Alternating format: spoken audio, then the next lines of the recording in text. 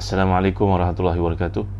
Innal hamdalillah nahmaduhu wa nasta'inuhu wa nastahdihi wa nastaghfiruh wa natubu ilaihi wa natawakkalu alaihi wa na'udzu billahi min shururi anfusina wa sayyiati a'malina may yahdihillahu fala mudilla lahu wa may yudlil fala hadiya lahu. Allahumma salli wa sallim wa barik ala Muhammad wa ala ali Muhammad kama sallaita wa sallamta wa barakta ala Ibrahim wa ala ali Ibrahim fil alamin innaka Hamidum Majid. Amma ba'd.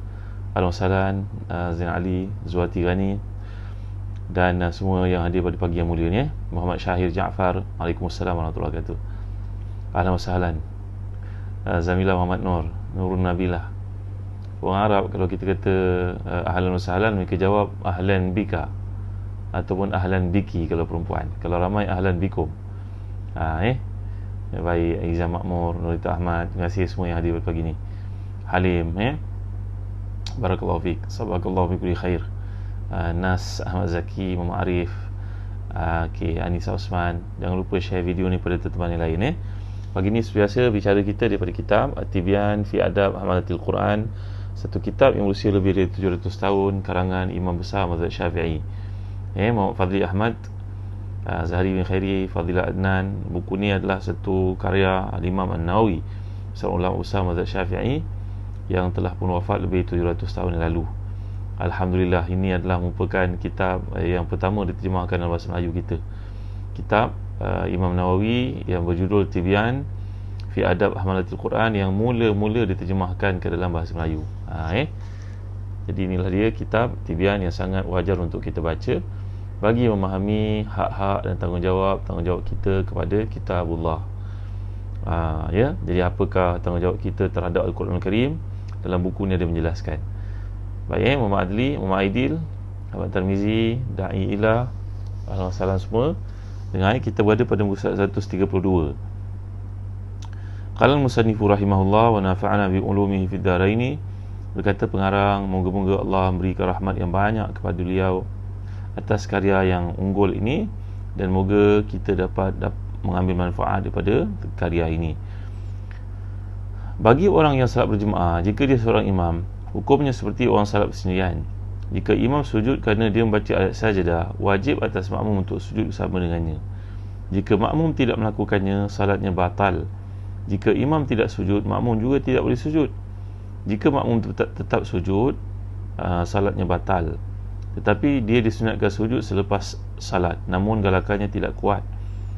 Dengan baik ayat ini, Kes Jeff, Alhamdulillah, Farid Spa. Kalau kita jadi imam dan kita bertemu dengan ayat-ayat tilawah ataupun ayat sajdah, maka kita bolehlah sujud, tak kira apa sembahyang sekalipun. Dan makmum wajib ikut kita, kerana innama ju'il imam liutamma bihi. Sungguhnya imam dijadikan untuk menyempurnakan salat yang kita lakukan. Kalau imam tidak sujud pada tempat-tempat yang dimaksudkan itu, 14 tempat yang telah kita pelajari itu, maka makmum tidak boleh sujud. Kalau dia sujud juga, maknanya dia telah mufarakah daripada salat imam dan salatnya batal. Dia telah pun menyelisihi imam dalam keadaan imam tidak melakukan apa-apa kesalahan, maka sembahyangnya batal. Tinggal lagi kalau dia tahu dalam sembahyang tadi ada ayat sujud yang imam tidak sujud, maka di hujung salat dia boleh sujud, kata Imam Nawawi. Nampak tak tuan-tuan? Kalau salam Zanulis, Dawiyah Alawi, Nazir Saleh, Swiss Fabrics, Syahzri Haris Zarif, Alhamdulillah, Hijazi Haris, Sayyidah Nafisah, Laila Khalid, ramai yang hadir pada pagi ni, Alhamdulillah. Fatin Hafizah.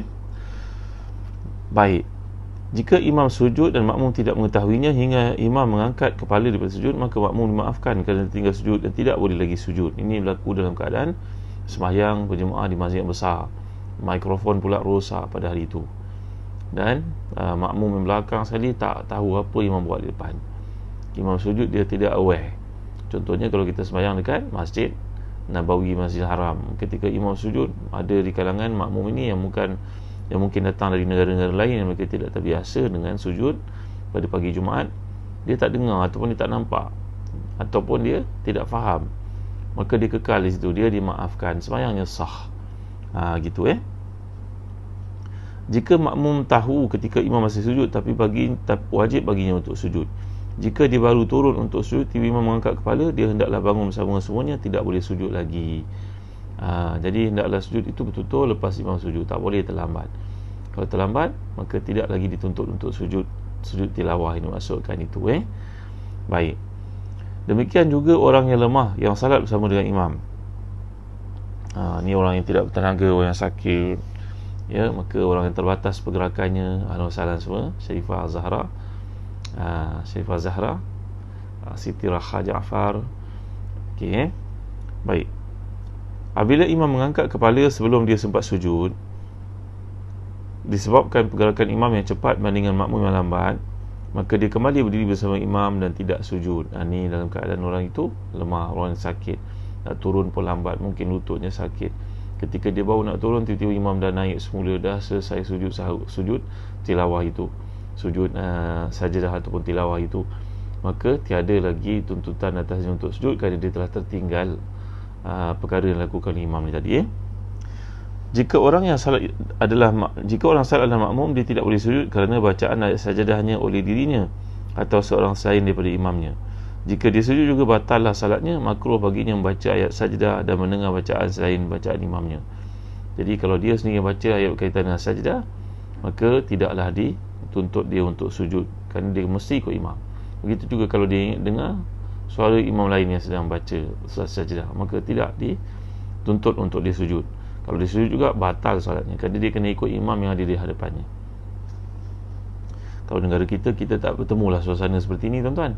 Tapi kalau kita pergi ke Mesir contohnya, kita pergi ke negara-negara di Afrika itu, ada masjid yang dekat-dekat. Ya, pada zaman ta'assub mazhab satu masa dahulu, ketika orang yang pandangan bahawa dia mazhab Syafi'i, dia mazhab Hanafi, mereka berbeza-beza pandangan sampai ke bau peringkat yang parah perbezaan tersebut. Buat masjid pun, ini mazhab Hanafi punya masjid saja, orang selain Hanafi tak boleh masuk. Pernah berlaku zaman kemerosotan umat Islam di sudut akhlak mereka seperti itu, tuan-tuan. Maka bila mereka sembahyang di masjid mereka, masjid sebelah pun baca surah yang sama, maka imamnya sujud, imam yang sebelah sini tak sujud. Itu telah pun berlaku suasana itu. Kita mohon kepada Allah supaya perbalahan, persisian berlaku di kalangan umat Islam ini berakhir. Ini pernah berlaku, tuan-tuan, dalam sejarah umat Islam pernah berlaku. Kalau kita pergi ke Mesir, nanti kalau tuan-tuan ada peluang nak pergi Mesir, marilah pergi bersama dengan Zazan Travel. Promosi sikit, tuan-tuan. Orang Singapura nak ikut pun boleh, insyaAllah. Kita bukan saja setakat ziarah, tapi ziarah penuh tarbiyah, insyaAllah. Jom ikut Zazan Travel. Nanti saya tunjukkan, tuan-tuan, di Mesir itu ada masjid di Vienna berdekatan, sebelah menyebelah. Sampai lepas sembahyang Jumaat, ini telah berlaku kurun-kurun lalu, jauh sebelum kita. Kerana sifat hasad yang ada di kalangan mereka menyebabkan mereka begitu musuhi orang berpandangan lain dalam mazhab yang lain. Sedangkan semua mazhab itu merupakan mazhab ahli sunnah. Hanafi baik, Maliki baik, Syafi'i baik, Hambali baik, semuanya daripada Rasulullah SAW. Jadi tuan-tuan dimulakan, bila berlaku balahan itu, sembahyang Jumaat yang mereka kerjakan pun mereka terpaksa repeat dengan sembahyang Zuhur. Ia ada takut sembahyang Jumaat masing-masing tidak sah. Di sini sembahyang Jumaat sebelah sembahyang Jumaat, jaraknya terlalu dekat, lebih dekat daripada Safa dan Marwah, tuan-tuan, masjid yang ada. Itu pernah berlaku zaman dahulu ketika kemerosotan umat Islam dalam segala aspek kehidupan, perbalahan politiknya, perbalahan di sudut kefahaman beragamanya. Maka inilah di antara perkara-perkara yang pernah berlaku yang disebut oleh Imam Nawawi. Baik. Makruh baginya membaca ayat sajadah dan mendengar bacaan selain bacaan imamnya. Makruh baginya kerana dalam keadaan dia sedang mengikut imam. Katalah imam itu baca surah yang panjang sangat yang telah kita pelajari, dah tu tak dengar pula suaranya, maka dia duduk belakang, dia dah baca Al-Fatihah, dia baca surah-surah yang mengandungi bahagian sujud. Ini maksud bincangan Imam Nawawi. Kita faham kan, maknanya imam ni baca panjang macam surat tarawih sebagai contohnya, tak dengar pula suara dia, mic rosak pula pada masa itu. Kita yang berada di belakang, kita baca surah Al-Fatihah, baca surah yang lain yang mana nak mengisi waktu kita sembahyang belakang imam contohnya, maka sampai ayat sajadah kita tidak boleh melakukan sajadah kerana imam tidak kena ikut imam maksudnya. Faham ikram Ismail Zahir. Puan kami saya masih jauh, nanti boleh ikut kami pergi ke Mesir dengan Zazan Travel, insyaAllah. Ahlan wa sahlan. Dah setahun lebih tak naik flight. Ustazah Nurilis InsyaAllah mudah-mudahan Allah mengangkat daripada kita wabak ni. Banyaklah berdoa. Tahassanna bi zil izzati wal jabarut wa atasamna bi rabbil malakut wa tawakkalna al hayy alladhi la yamut yasrif anna al aza innaka ala kulli syai'in qadir. Ya. Baik. Waktu sujud tilawah. Para ulama berkata, seseorang hendaklah sujud tilawah setelah bacaan ayat sajadah yang dibacanya atau didengarinya. Jika dia melambatkannya dan selang waktu yang tidak lama, dia masih boleh sujud. Jika selang waktu itu terlalu lama, tempoh untuknya sujud telah berlalu dan dia tidak perlu mengqadaknya mengikut pendapat yang sahih. Lagi masyhur seperti salat gerhana matahari yang tidak perlu diqadak. Ini bab qadak pula. Boleh tak hukumnya sujud tilawah itu diqadakkan? Jawapannya tiada qadak untuk sujud sajadah. Macam tidak ada qadak untuk salat gerhana. Kerana waktunya dah berlalu. Jadi bila kita dengar ayat sujud ini ataupun kita baca atau kita mendengar, maka kita digalakkan, disunatkan untuk sujud seperti kita belajar. Bukan wajib ya. Digalakkan. Sujud. Tetapi kalau dah berlalu waktu yang panjang, dari sudut hukum akalnya panjang, logik akalnya mengatakan panjang dah berlalu, maka tidak lagi dituntut untuk kita sujud tilawah atau sajadah ni tadi. Ya, ada sembahyang sunat yang boleh diqadak. Contohnya apa? Sembahyang sunat qabliyah zuhur, sembahyang sunat qabliyah subuh. Ya, Nabi telah menyatakan salat sunat al-fajri khairun min dunya wa ma fiha. Raka'ata al-fajri, 2 rakaat sebelum subuh itu lebih baik dunia dan seisi kandungnya. Pada ini kita melihat orang kaya kan, hartanya banyak, wangnya banyak, tunjuk pula pada orang pergi beli kereta cash, contoh tuan-tuan. Okay? Maka kita rasa banyak duit. Sebenarnya dunia ni tak ada nilai di sisi Allah, tuan-tuan.